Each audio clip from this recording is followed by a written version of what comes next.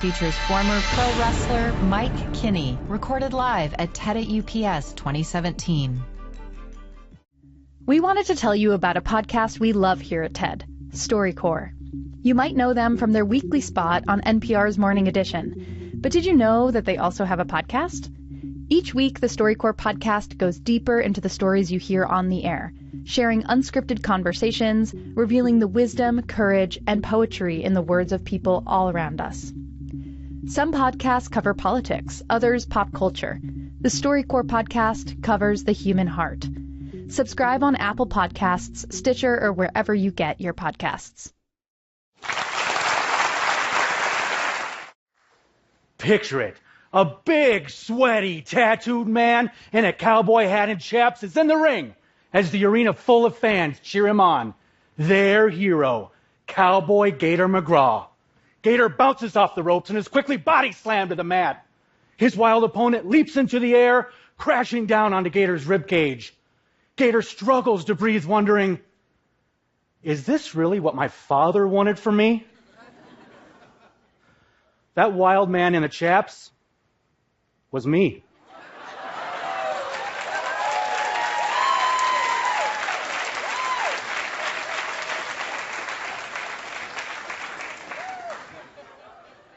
And the answer to the question, surprisingly, is yes. I grew up watching professional wrestling with my dad. And like him, I loved everything about it. The showmanship, the athletic skill, the drama. I'd be this little boy bouncing all over our living room, pretending to be my favorite wrestlers from TV. My dad actually reminded me a little bit of Hulk Hogan, but I was Hulk Hogan and he was Andre the Giant. I'd get all serious on him and say things like, Dad, someday I am going to be world heavyweight champion. And he would usually smile and very calmly say, okay, then I guess I can count on you to be my retirement fund. When I was 16, a small wrestling show came to my little town in Minnesota, and I couldn't believe it. Nothing like that had ever come to my town before.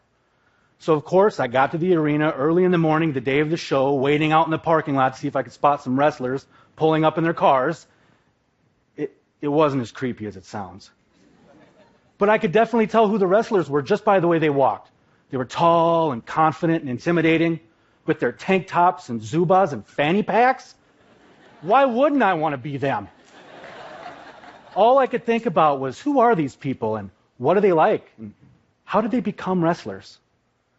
So before the show started, I walked into this tiny arena, more like a gymnasium, and I asked them if I could help set up their wrestling ring. Sure, kid, no problem. And then I pleaded with them to show me some wrestling moves. Sure, kid, no problem. Man, they would just punch and kick me hard. But I never complained. They would come to my town for one night every couple of months that year, and then poof, the next day, they were gone. By the next year, they finally told me about an actual wrestling training camp that one of the wrestlers was running, and I begged my parents to sign me up. Next thing I knew, I was a high school senior by day and wrestling in front of live audiences by night.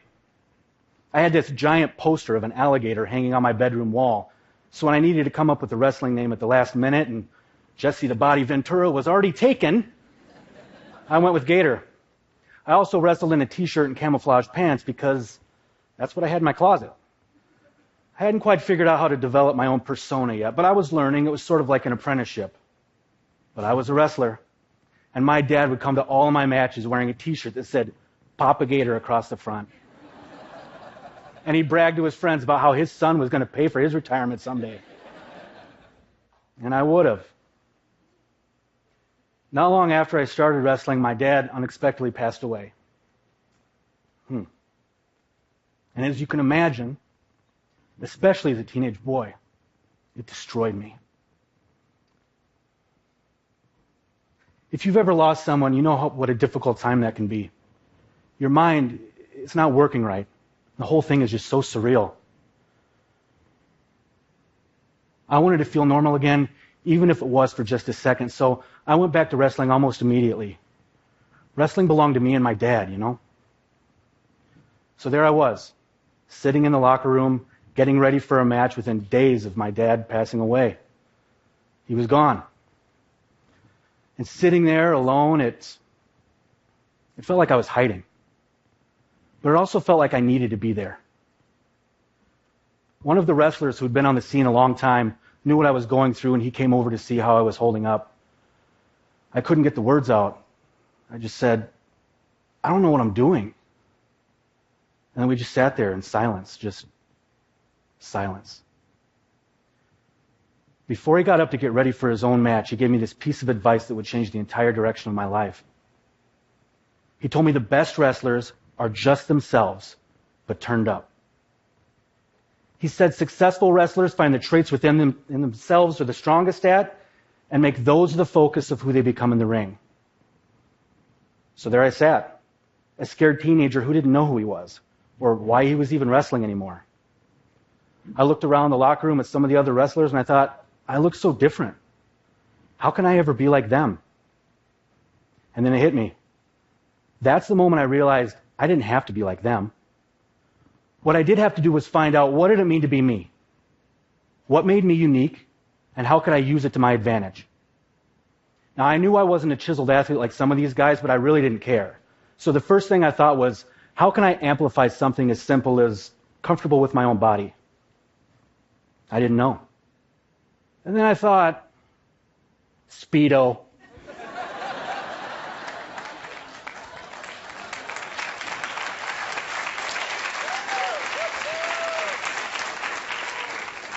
Or trunks, as we call them in wrestling. Yeah, trunks. I could be this big guy who was comfortable wearing these little trunks in front of a bunch of strangers. So I ditched the t-shirt and camouflage pants, and Gator's new wardrobe was born. I was also pretty good at drawing cartoons, so I wondered if I could turn that up. I could design my own wrestling costumes. So each pair of trunks would have its own unique design and color, all of them completely different. And extremely comfortable, by the way. And I was also the funny kid in school, believe it or not. So I thought maybe I could turn that up. Maybe I could be go from the boy who made his buddies laugh to the man who could rally hundreds or thousands. So I committed to the idea that my character wasn't going to be as scary as some of the others. I'd be hilarious from the moment I walked into the arena. With every wrestling match, I dug deeper. I found out that I could laugh at myself. So this guy would dance and sing his entrance music all the way to the ring. That was dancing, by the way. I found out that I was an okay wrestler, but I was an even better entertainer. And turning myself up made me unforgettable to the fans. I was trying to find those things about me, the simple things that were special, and then ask, how can I turn them up? Now, I knew I wanted my character to be a man's man like my dad was. I thought, what's more of a man's man than a cowboy? And that's when Gator became Cowboy Gator. Yeah, I needed a last name. And I thought about it until my head hurt. I couldn't come up with anything. I'm sitting there watching TV one night, flipping through the channels, and this commercial comes on, talking about a country singer who had just won an Entertainer of the Year award, Tim McGraw. He's a cool cowboy with a great last name, and I liked his music. It was just all part of my process. But I just kept turning myself up until I became Cowboy Gator McGraw.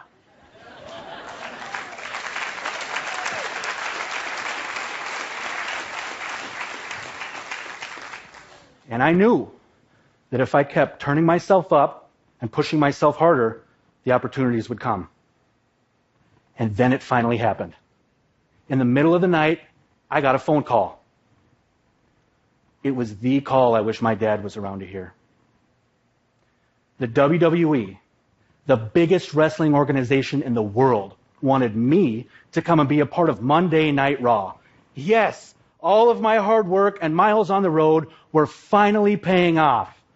I got to walk down the WWE Raw entrance ramp on live television, dressed up as a fake security guard to escort another wrestler to the ring. Sure, I was disappointed I didn't get to wrestle, but very few wrestlers get any kind of call from the WWE, maybe one in a few hundred. And becoming Cowboy Gator McGraw is what got me there. So instead of walking away that day, I decided to turn myself up again and become the best security guard I could. In fact, I did it so well, I was the only guard to get a close-up on TV that night. It's a big deal, you know? And I got to sit backstage that entire day with some of the most famous pro wrestlers in the world, some of which were heroes of mine as a kid. And I got to listen to them and learn from them. And for that day, I was accepted as one of them. Maybe my experience with the WWE wasn't ideal. I mean, I didn't get to wrestle. But it made me work harder, turning myself up louder year after year. I was becoming the biggest version of myself in the ring. And other people took notice. Before I knew it, I'd gone from wrestling maybe once a month in Minnesota to as often as 4 times a week all over the United States on the independent wrestling circuit. I was literally living my dream. While wrestling over the next few years, I suffered a pretty bad shoulder injury right around the same time that my wife and I found out that we were expecting our first child. And I know what you're thinking, but believe me when I say those 2 events are completely unrelated.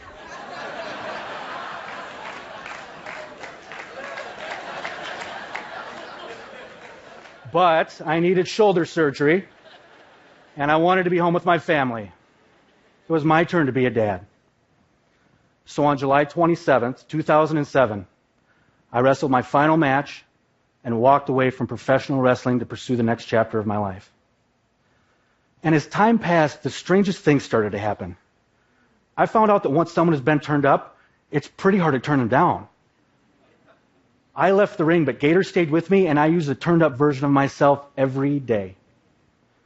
My beautiful wife has been with me through this entire journey, and by the way, she does not like pro wrestling. Like at all. But she was always my biggest fan. She still is. She knows there's always going to be some part of Gator McGraw in here, and she wants our daughter and twin sons to discover themselves the way that I did, but probably with fewer body slams and steel chair shots to the head. I mean, do you know how many times she's had to remind me not to clothesline the referees at my kids' soccer games? I mean, it was just the one time, and my daughter was clearly fouled. As a parent now, I've begun to realize that my dad wanted something much more valuable than a retirement fund. Like most parents, he just wanted his kids to reach their fullest potential. I'm trying to teach my children that turning yourself up is just not some perfect idea of how to be great. It's a way of living. Constantly looking for what makes you different and how you can amplify it for the world to see. And by the way, my kids don't like wrestling either. But that's okay with me, because they each have their own unique talents and can be turned up just like the rest of us. My one son, he's a whiz at electronics, so maybe helping him turn up makes him become the next Steve Jobs. My other son and my daughter, they're great at art, so maybe helping them turn up their gifts helps them become the next Pablo Picasso. You never know what you have the ability to do until you dig. And don't be afraid to put yourself out there. I mean, look around. They say that if you get nervous in front of an audience, you just imagine them in their underwear, but then I think, hey, I've wrestled in less.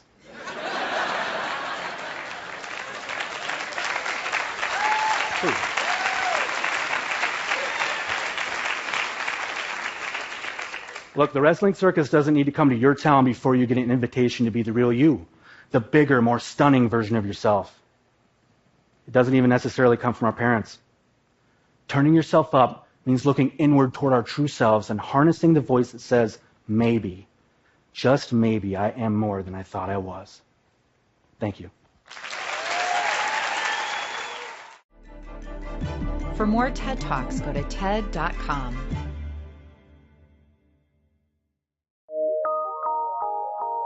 PRX.